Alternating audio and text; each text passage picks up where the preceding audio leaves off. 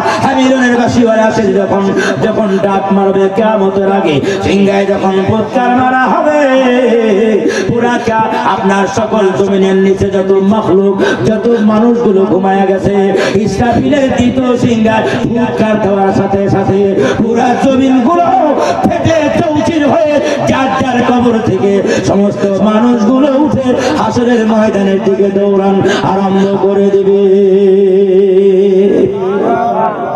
প্রথম ফুৎকায় সব মারা গেছে আর দ্বিতীয় ফুৎকায় সব জমিন থেকে জমিন ফাইটা সব মানুষ হায়াত পায়া আপনার উঠতেছে হাসরের ময়দানের দিকে দৌড়াইতেছে। আল্লাহু আকবার বলে।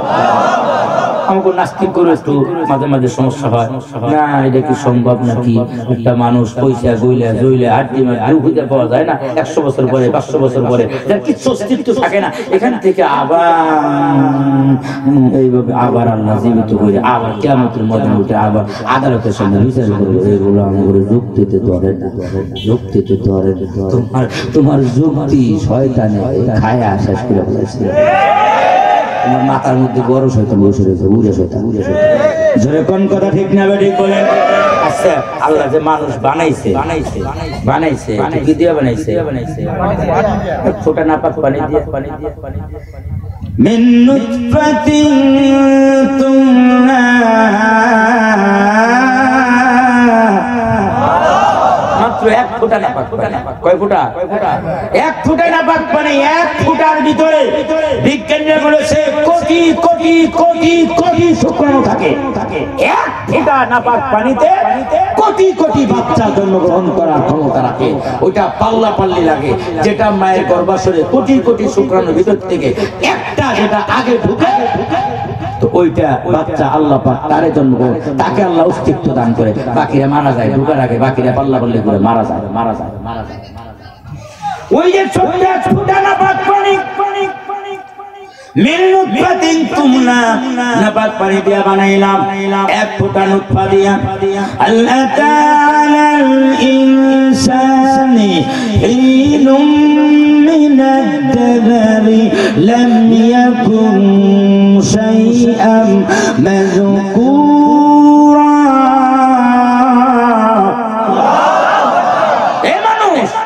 চিন্তা করে দেখো তো, মানুষ বলতে পৃথিবীতে কেউ ছিল না, অস্তিত্বই ছিল না। আমি আল্লাহ অস্তিত্ব নিয়ে আসলাম। আইদা কুননা ইযামান ওয়া রুফাতা ইন্না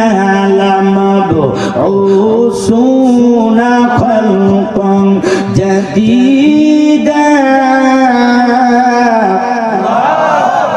যখন দাওয়াত দিলেন কাফেররা বলতে লাগলো আইজা কুননা ইযামান ওয়া রুফাতা, হাড্ডি হয়ে যাব, একের মিশে চূর্ণ বিচূর্ণ হয়ে যাব।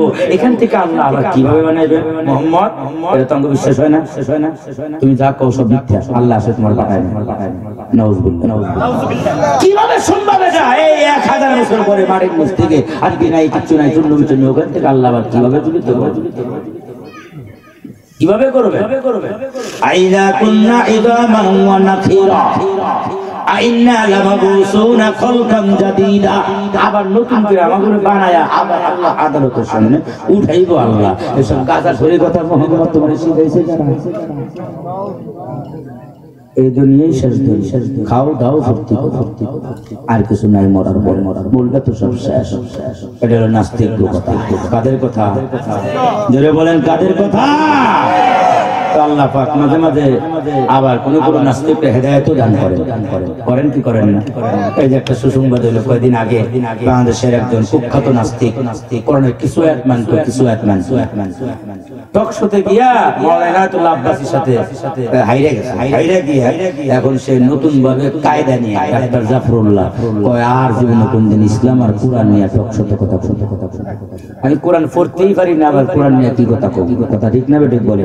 নতুন করে কায়দা নিয়ে ডাক্তার জাফরুল্লাহ আবার কায়দা দিয়ে শুরু করছে কোরআন পড়তে পড়তে মরবে, আর কোনোদিন ইসলামের বিরুদ্ধে কথা বলতে। أَإِذَا كُنَّا عِظَامًا نَخِيرًا কেমনে সম্ভব? আল্লাহ কিভাবে বানাবে বাবা? এই কবর থেকে আল্লাহ কিভাবে উঠাবে? আল্লাহ বলেন হাল আতা আলাল ইনসানি হিসাম মিনাদ দাহার লাম ইয়াকুন শাইআম মাসকুরা। হ্যাঁ, কিছুই তো ছিল না উল্লেখযোগ্য, তোমার অস্তিত্বই তো ছিল না উল্লেখযোগ্য, কিচ্ছু ছিল না তুমি। ওইখান থেকে অনস্তিত্ব থেকে আমি আল্লাহ অস্তিত্বের ভিতরে আনলাম, তোমাকে জীবিত করলাম, এক ফোঁটা নাপাক পানি দিয়ে আকৃতি দান করলাম, সুম্মা হাদা। হ্যাঁ, আমি আল্লাহ তোমার চলার পথ সহজ করে দিলাম, অস্তিত্ব দান করলাম। আর অস্তিত্ব দেওয়ার পরে আমি আল্লাহ কি আবার তোমার জিন্দা করতে পারবো না? তুমি ছিলাই না, আমি তোমারে বানাইলাম, আর বানানোর পরে ওটা তো পরবর্তীতে বানানো আরো আগের চাইতে সহজ। যেরকম কথা ঠিক না ঠিক বলেন? আগে যে দুই ভাই, আপনার সর্বপ্রথম যে দুই ভাই, যেই দুই বিজ্ঞানী এই বিমান বানাইছে, বিমান এটা লাস্টিং করে 1 ঘন্টাও থাকে না আকাশে, ওই যে দুই ভাই যে আপনার প্রথম পৃথিবীর প্রথম বিমান উড্ডয়ন করলো, 1 ঘন্টাও থাকে নাই। কিন্তু পরবর্তীতে সেই বিমান দেখে এখন শত শত হাজার পদের বিমান আপনার শুধু মডেল পরিবর্তন হয়ে ওটার উপর রিসার্চ করে এখন চলতে আছে। কিন্তু প্রথমে যে দুই ভাই বানাইছে তাদেরটা ছিল আসল। কথা ঠিক না ঠিক বলেন? আগেরটা ওটা কঠিন, পরেরগুলো সহজ। আল্লাহ বলেন হাল আতা আলাল ইনসানি শাইআম মাসকুরা, কিছুই ছিল না, আমি আল্লাহ আকৃতি দিলাম, বানাইলাম। ওয়াল্লাহুল খালিকুল বারিকুল মুসাব্বির, আকৃতি দানকারী কে? আরো জোরে বলেন কে? আকৃতি দানকারী হলাম আমি আল্লাহ। তুমি কিছু ছিল না, আমি আবার বানাইলাম, আবার তোমাকে জিন্দা করে ফেলবো। যখন ইসরাফিল দ্বিতীয়বার সিংহায় ফু দিবে, ইদা জুলজিলাতিল আরদু জিলজালাহা, জমিন কাঁপাকাঁপি আরম্ভ হবে। ওয়া আখরাজাতিল আরদু আসকালাহা, জমিন তার ভিতরে সকল মুর্দা এবং যত তাফিনা আছে, যত আপনার গোপন ধন আছে, স্বর্ণ রূপা সব বের করে দিবে, সবগুলো বের করে ফেলবে। মানুষগুলো জিন্দা হয়ে যাবে, স্বর্ণ রাস্তার ভিতরে পড়ে থাকবে।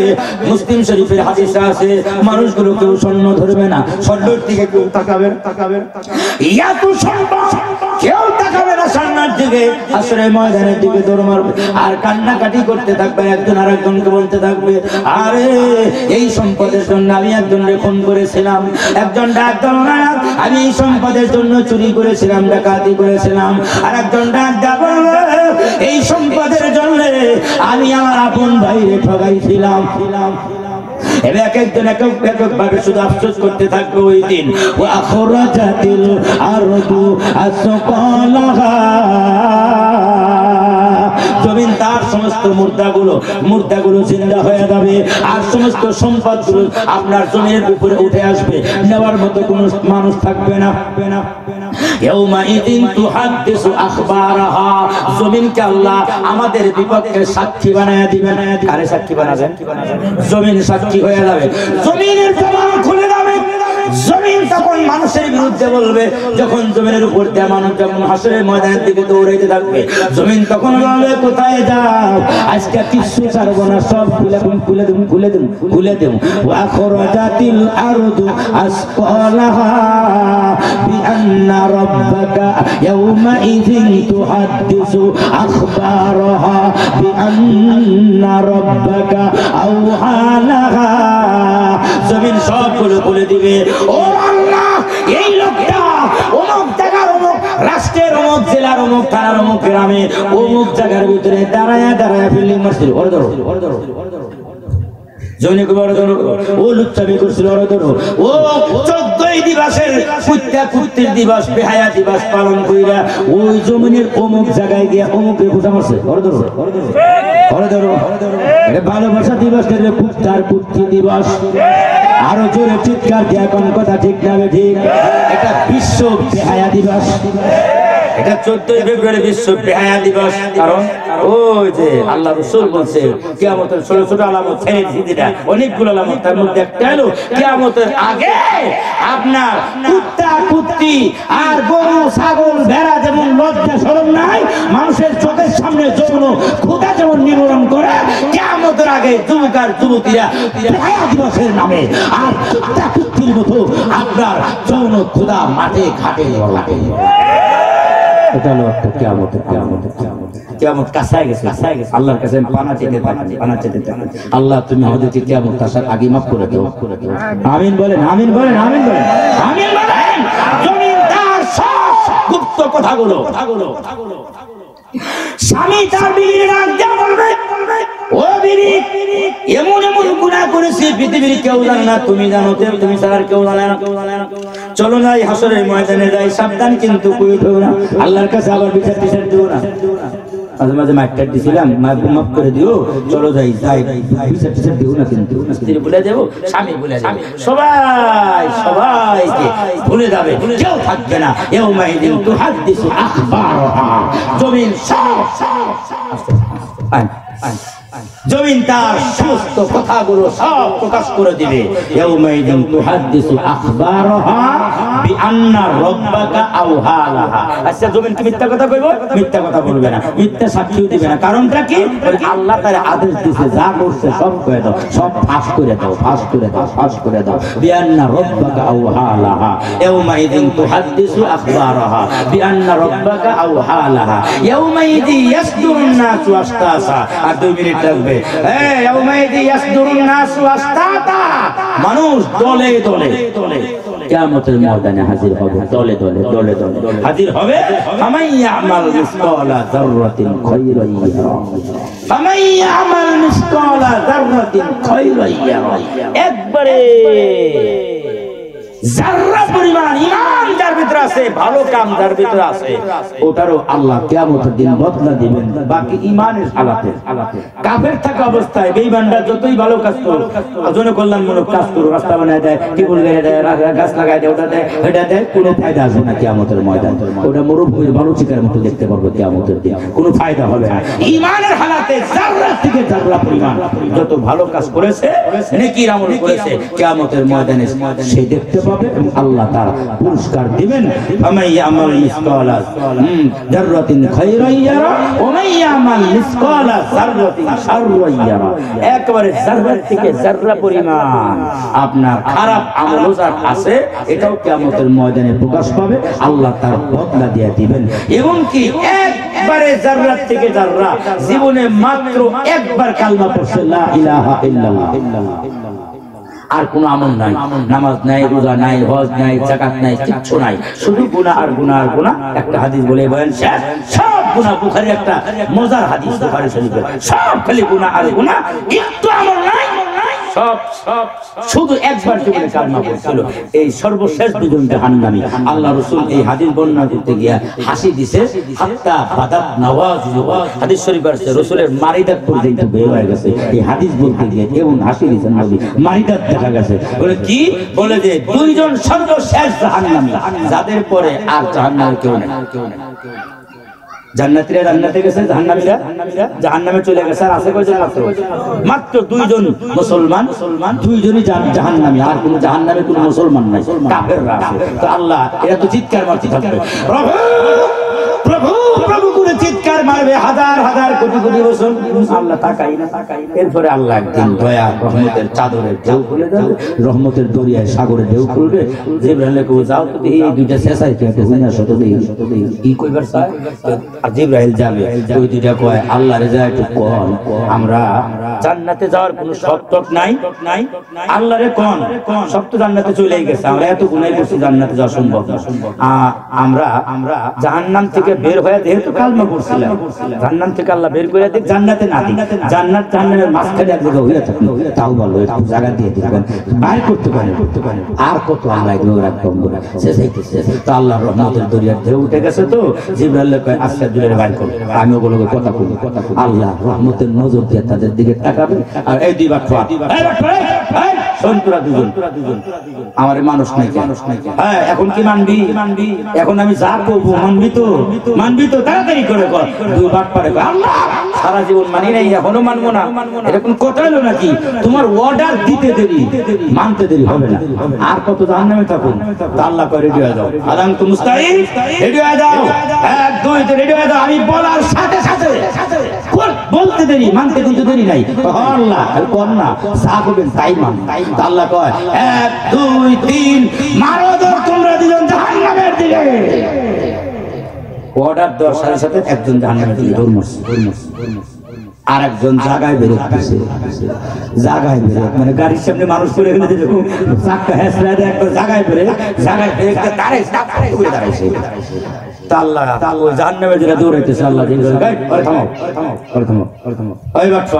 জাহান্নামের আগুন আরো মজা লাগে নাকি, আরো যাইতে চাস না, না আল্লাহ দুনিয়ায় মানি নাই, এখন যদি না মানি এটা হয় না, এই জন্য তোমার হুকুম আরো বদ্ধ, তোমার হুকুম পালনের আমি দৌড় দিচ্ছি জাহান্নামে। জাহান্নাম ভালো না কিন্তু হুকুম পালনের, আমার হুকুম পালনের আল্লাহ তোরে মাফ করে দিন, মাফ করে দিন, যা তুই জান্নাতে, মাফ করে দিন। আর কয়জন আছে জাহান্নামে? কিন্তু শুনুন নাই, আর কয়জন আছে? শেষ একজন। ওটার দোষ তুই একটু আগে বলি যে আল্লাহ থাকো তাই মানো, আর মানো না কেন? দৌড় দিলে না কেন? ও তো দৌড় দিয়ে বেঁচে গেছে, তুমি দৌড় দিলে তো তোমার বিপদ, জাহান্নামে যান। না আল্লাহ যাবো না, আল্লাহ যাবো না, যমুনা যমুনা যমুনা। কি রে তুই দিয়ে আমার ধমক দেস? আল্লাহ কি রে তুই দিয়ে ধমক দেস? কি হয়েছে তোর? শক্তি কোথায় পেলি? আল্লাহ আমার তো শক্তি মুক্তি নেই, তোমার কোরআনের শক্তি। মারহাবা কোন তো কোরআনের তো শক্তি কেমনি? আল্লাহ আলেম কথা শুনছিলাম, আমি তো মূর্খ মানুষ জানতেন না, একবার নাকি যে জাহান্নাম থেকে বের হয় হে নাকি জাহান্নামে যায়, তো বাইরে এসে তো বেরিয়েছে, আর যাবে, আর যাবে। তোমার কোরআন যদি সত্য হয়ে থাকে আর দিবে না ভিতরে, এই কথা না কোরআন মিথ্যা তাহলে জাহান্নামে যাবে। গান দিয়েছে কোনটা? কোরআন সত্য না মিথ্যা? সত্য। তো একবার বাইরে নাকি আর ঢুকে না জাহান্নামে, তো বাইর করছো কে? আর যাইতাম না, আল্লাহ কয় যা যা বাপ তোর মুখ করে দিল। সব জান্নাতীরা জান্নাতে, সব মুমিনরা। হ্যাঁ হ্যাঁ, ওয়াই আমাল মিসকালা যাররাতিন খায়রান ইয়ারা ওয়া মান ইয়ামাল মিসকালা যাররাতিন শাররান ইয়ারা। সব মুমিনরা জান্নাতের ভিতরে, কাফের বেঈমানরা সব জাহান্নামের ভিতরে চলে যাবে। আল্লাহ পাক একটা দুম্বা জান্নাত জাহান্নামের মাঝখানে জবাই করে দিয়া বলবে, মৃত্যু নামক জিনিসটাকে জবাই করে দিলাম, লা ইয়ামুতু ফিহা ওয়া লা ইয়াহিয়া, আবাদান আবাদা পর্যন্ত জান্নাতীরা জান্নাতে থাকবে আর জাহান্নামীরা জাহান্নামে থাকবে, আর তুমি উলটপালট হবে না। আল্লাহ পাক আমাদের সেই কিয়ামতের কঠিন ময়দানে আমাদের সকলকে জান্নাতের মেহমান হিসাবে আল্লাহ পাক আমাদের ছোট ছোট নেক আমলগুলোকে উসিলা বানায়া আল্লাহ কিয়ামতের ময়দানে আমাদেরকে জান্নাতে যাওয়ার পথ সহজ করে দেন। আরো জোরে জোরে বলেন আমিন। আমি শেষ করব, আলোচনা হবে বাংলাদেশের একজন প্রখ্যাত প্রথম সারির বক্তা, আন্তর্জাতিক খ্যাতি সম্পন্ন মুফাসসিরে কোরআন হযরত মাওলানা মুফতি হাসান ইবনে মাসউদ রংপুরি, বারাকাল্লাহু ফি হায়াতিহি ওয়া লিসানিহি। উনি আলোচনা করবেন, মুনাজাত দিয়া একসাথে আমরা বিদায় হব। রাজি আছেন ইনশাআল্লাহ? কারা কারা রাজি আছেন একটু হাত উঠায়া ওয়াদা দেন, আমার ওয়াদা দেন ইনশাআল্লাহ। ইনশাআল্লাহ আল্লাহ আমাদেরকে মুনাজাত দিয়া একসাথে যাওয়ার তৌফিক দান করেন। আমিন। ওয়া আখিরু দাওয়ানা আনিল হামদুলিল্লাহি রাব্বিল আলামিন।